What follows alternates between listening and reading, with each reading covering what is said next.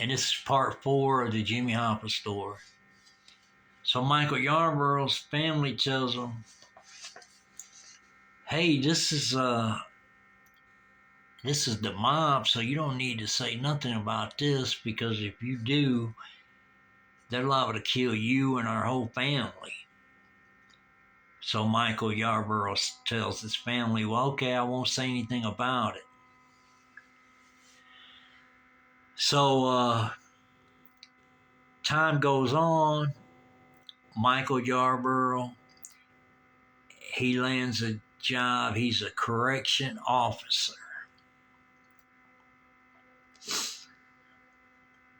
And then he has a couple friends that's ended up being the state troopers. And so basically he just got into law enforcement, and then his friends was in law enforcement. He went to church, and so as years pass, he ends up telling his two friends, and right now they're retired state troopers, and he's also retired. Michael Yarborough is retired from being a correction officer. So at this point, 27 years later, he decides he's going to go and first he tells his friends about it.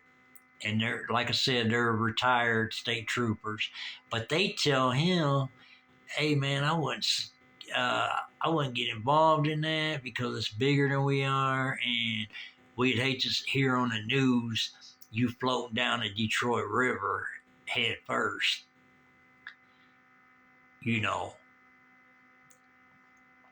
But he couldn't believe they said that, because they was in law enforcement, he was in law enforcement, and he just knew that he wanted to get this story out.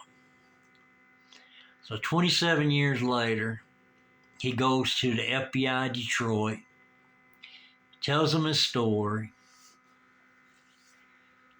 and they take his story, and he goes down there several times.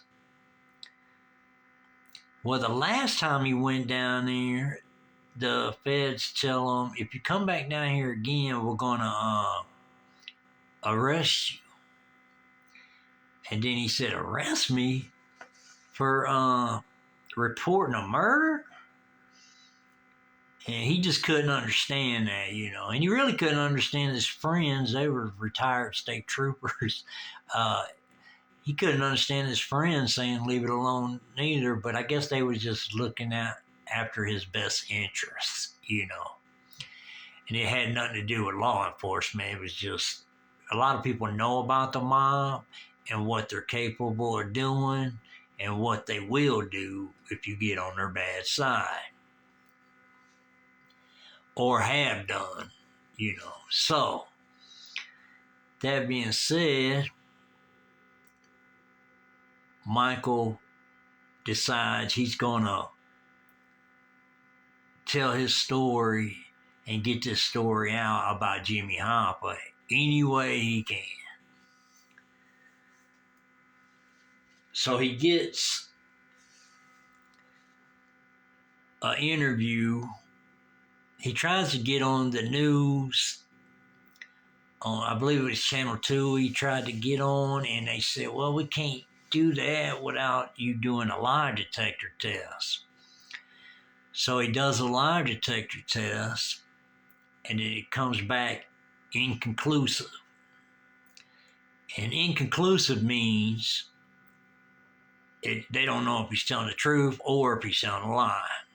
So really, it was just up in the air. Or they could have just told him that, you know what I mean?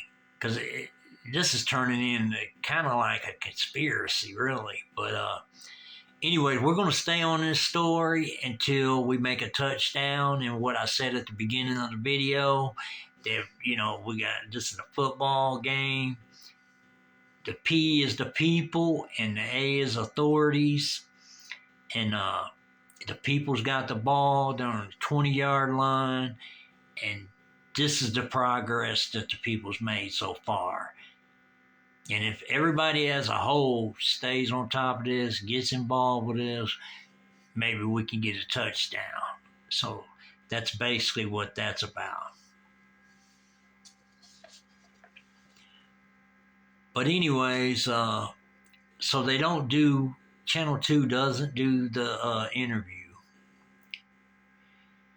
And at this point right now, the General Motors has moved out of the Renaissance Center.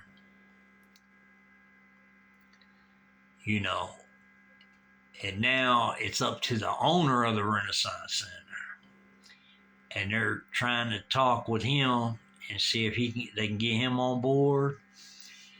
But Michael Yarborough, he's already got 2 agencies. He's not fooling with the feds no more because he just feels like they're just eating donuts and not doing nothing about this matter. So he's got 2 agencies backing him. They're going to discuss, and he's got some law authorities backing him. And they're trying to get with the owner of the Renaissance Center.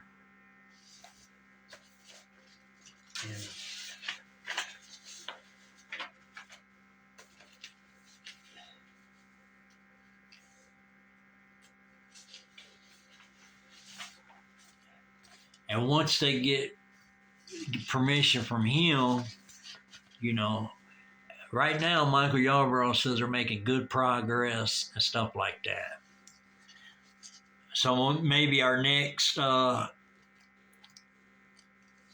audio would be taking us down the field toward the touchdown.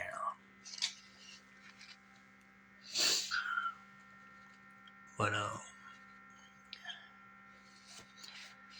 so he gives up on the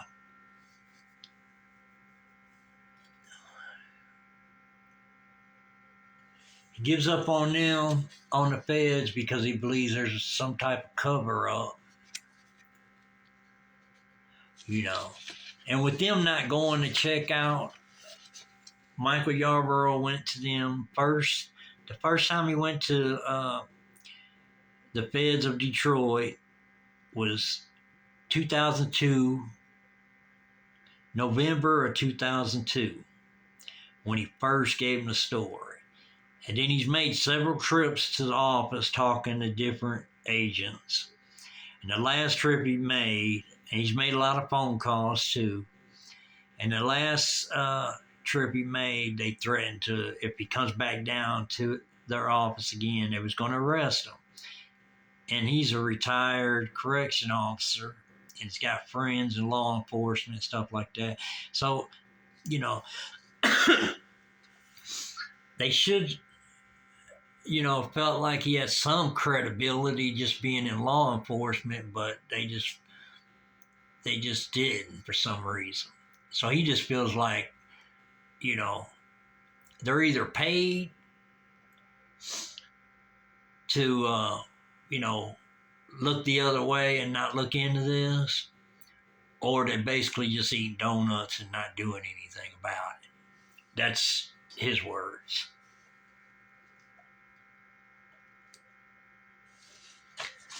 So, and you can only imagine somebody that's an eyewitness to a murder and a burial, and then the following day you find out, because he didn't know who it was that got killed and buried, and he didn't know who the guys was. But then the next day he finds out that Jimmy Hoffa's missing, and he sees the guy and says, that's the guy that they threw in the hole and covered up with concrete at the Renaissance Center. So you can only imagine a guy that eyewitnessed the murder and the burial of Jimmy Hoffa, and waited a long time because he was just scared for him and his family's life. And then finally comes out and goes to the feds of Detroit and gives them the story. And then tries to, stay in touch with them by phone and going to visit the office and talking to different agents and stuff until they finally threatened to put him in jail. So that really just blew his mind. He couldn't understand why that was. But he just basically feels like it's kind of like it's got to be some kind of cover up or something like that.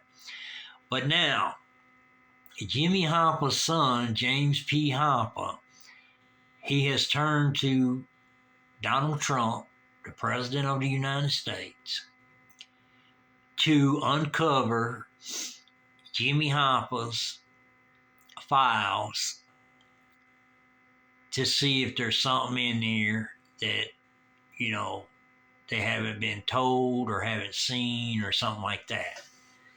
So, and Michael Yarborough says he hopes if Donald Trump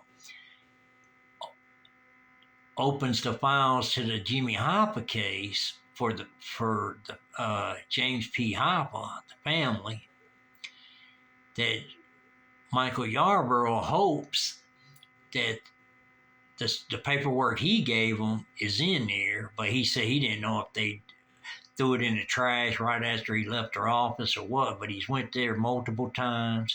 He's even drew him a diagram of where Jimmy Hoffa's at, and it's in the 300 tower.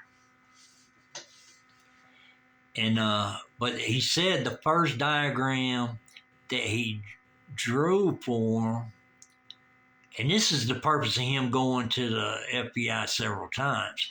He said the first time he did the story, and I think the second time, y'all can quote me if I'm wrong, if you find out something different. But the second time he draws him a diagram where Jimmy Hoffa's body's at, but he got mixed up.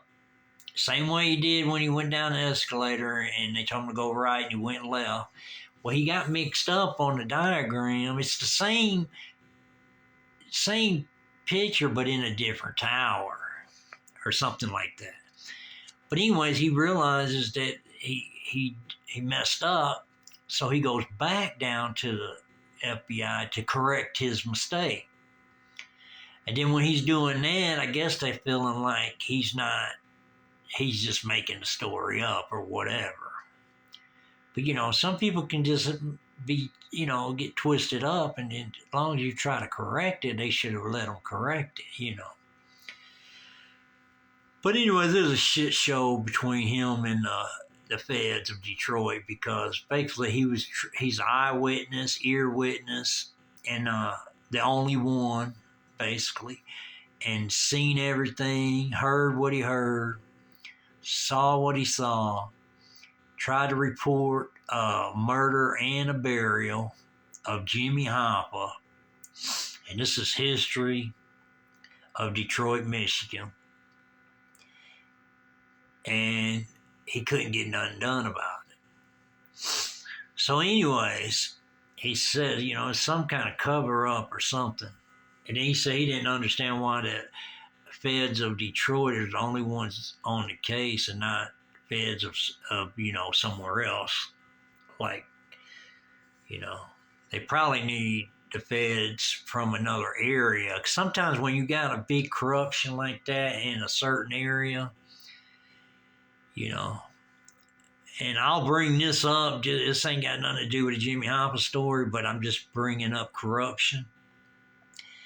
The incident where the judge got shot in Kentucky, in the state of Kentucky, by the sheriff, stuff like that. When something like that happens, yeah, the feds are going to get involved and the state police are going to get involved and everything, but it needs to be people from the outside of that area. It don't need to be people from that area because you never know if the whole town's corrupt and doing corrupt stuff. So you got to get some outsiders, like the outside feds from the outside, you know, you would think they would get the feds from, Detroit. I mean, not Detroit.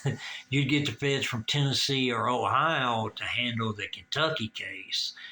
That way, you ain't got no more corruption involved in trying to figure out the whole story. But anyways, back to Jimmy Hoffa's story. That was just what I was saying, because in Detroit, with the Jimmy Hoffa situation, all this trouble that Michael Yarborough is running into, and he's an eye ear witness to a murder and a burial, and not getting undone about it, needs to be turned over to,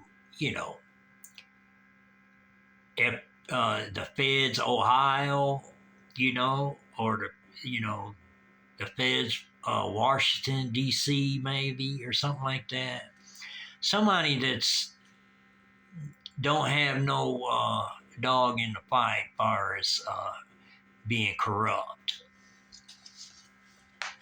And I'm just reporting Michael Yarborough's story is basically all I'm doing. But I have said for many years, me and other people have said that Jimmy Hoffa is at the Renaissance Center. And I knew this since the late 70s. And I have my own reason for that. Then you have the driver of Jimmy Hoffa, Jimmy Hoffa's old driver from back in the days, came forward and said that him and some other mobsters, along with Tony Giacalone, which is the boss of the mob at the time in Detroit, had a meeting at the Army Hotel, and I think it lasted 3 days or whatever. On the last day, they decided they're going to eat breakfast at the Renaissance. So they cross over from the Army Hotel to the Renaissance Center. And as they're crossing over and cross the line that separates, the Army from the Renaissance Center, Tony Giacalone says, "Say good morning to Jimmy Hoffa, boys." And one of them guys was Jimmy Hoffa's old driver that heard him say that. So that's how he knew that Jimmy Hoffa's at the cornerstone of the 300 Tower at the Renaissance Center, buried under concrete. So, y'all could just scratch what I think, because I said that he's been at the Renaissance since the late 70s, but that's just been my thought over the years. But you can't really scratch the driver saying that Tony Giacalone, which is the mob boss of Detroit at the time, telling them that Jimmy Hoffa's at the Renaissance Center. And that's how the driver knew. Then Michael Yarborough, he just accidentally was an eyewitness and ear witness to the murder and burial of Jimmy Hoffa at the Detroit Renaissance Center. And there's been other people say that, he was at the Renaissance Center all along, but Michael Yarborough says for some reason the feds of Detroit does not want to look into it. For some reason, he don't understand it.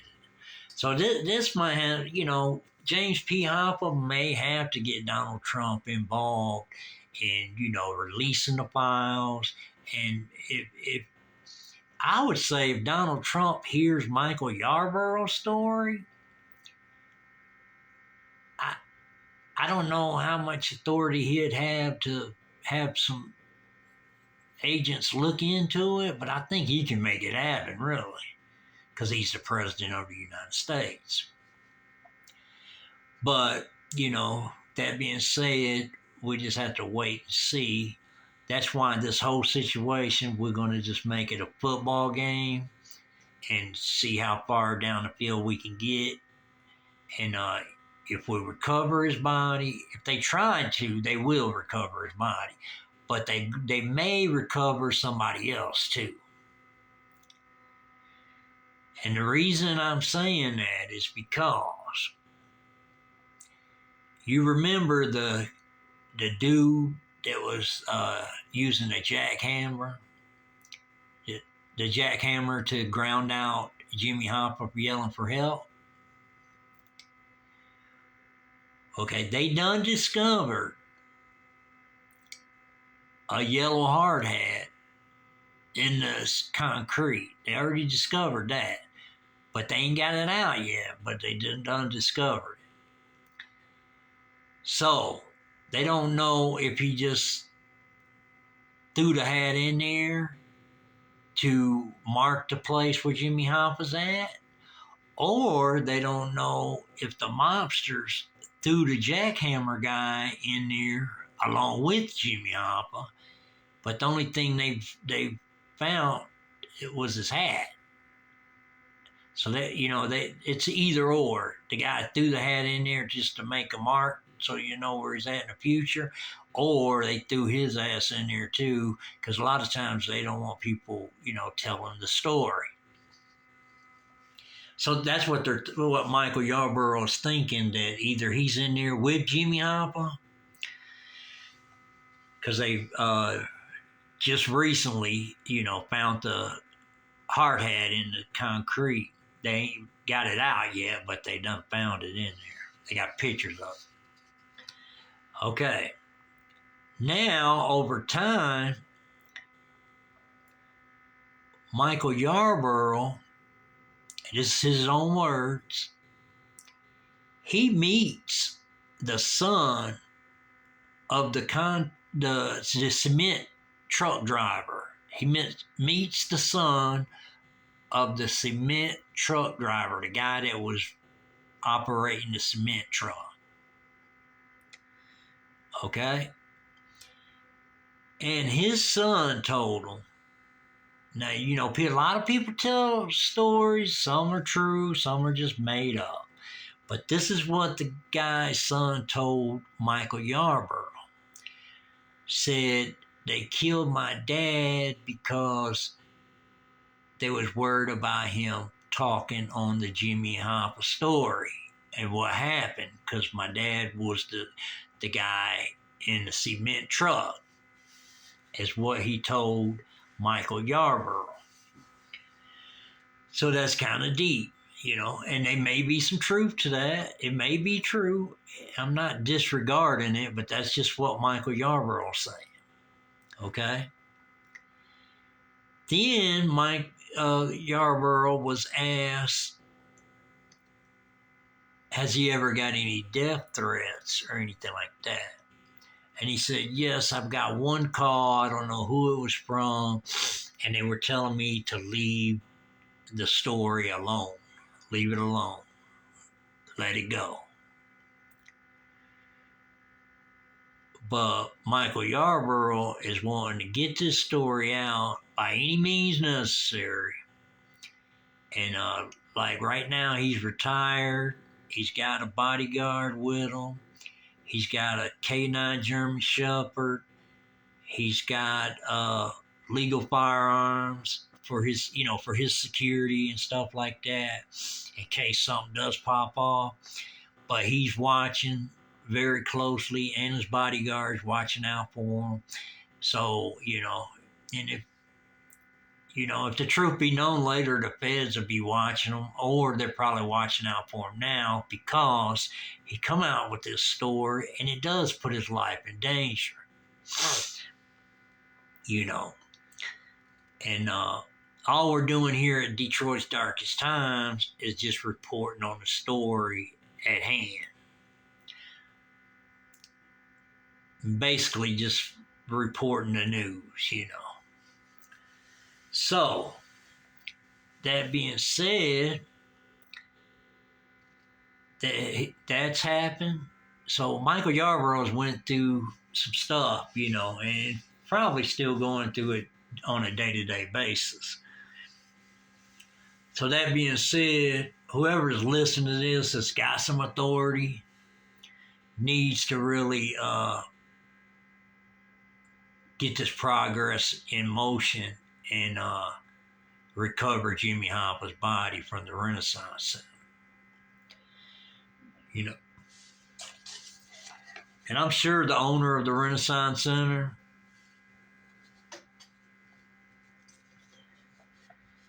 is Dan Gilbert. Dan Gilbert is the owner of the Renaissance Center.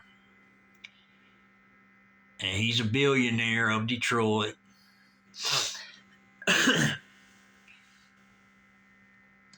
And they're trying to get permission from him to go in there,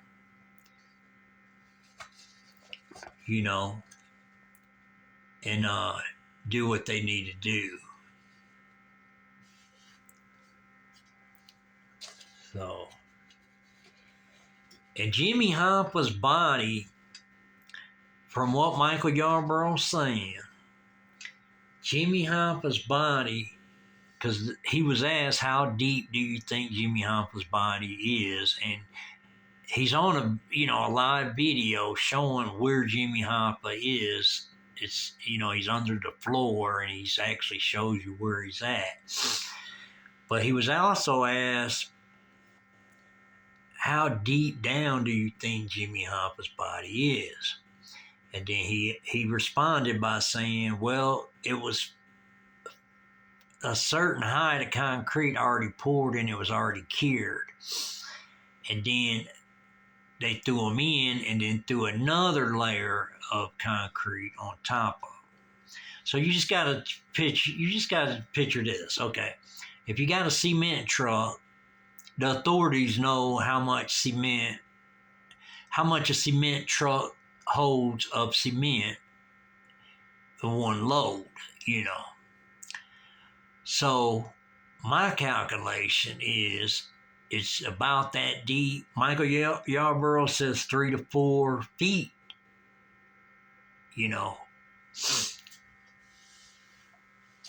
And that could be accurate, but what I'm going by is the cement truck. The authorities know how many yards a cement truck holds. So I'm thinking that amount or less is where Jimmy Hoffa's body's at.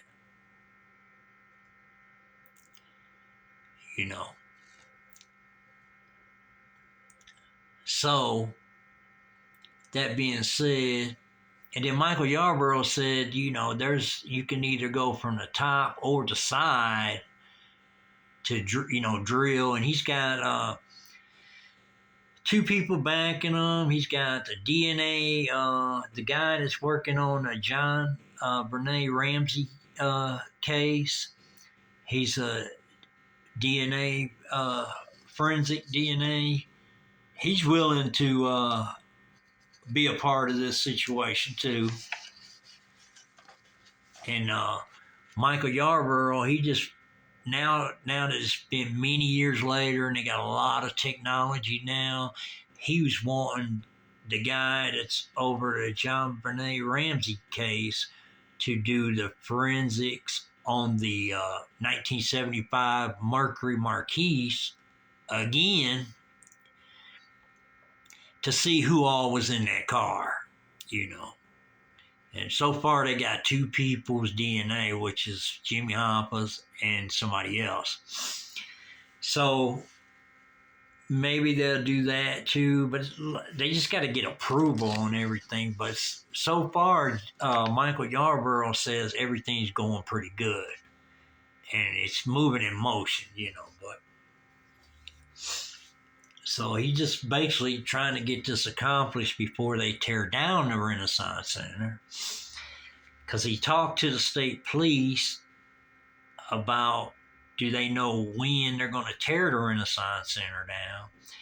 And the police say it won't be this year, but it'll be sometime next year. And so he's hoping to get this gravesite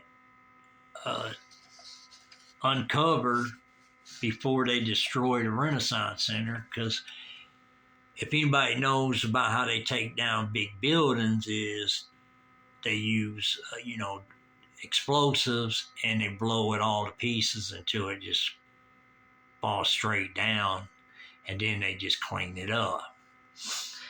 So he's hoping that they retrieve Jimmy Hoffa's body before that. And like I said before, James P. Hoffa is turning to Donald Trump to get him to release the Jimmy Hoffa files to see what else they can uncover. And if I was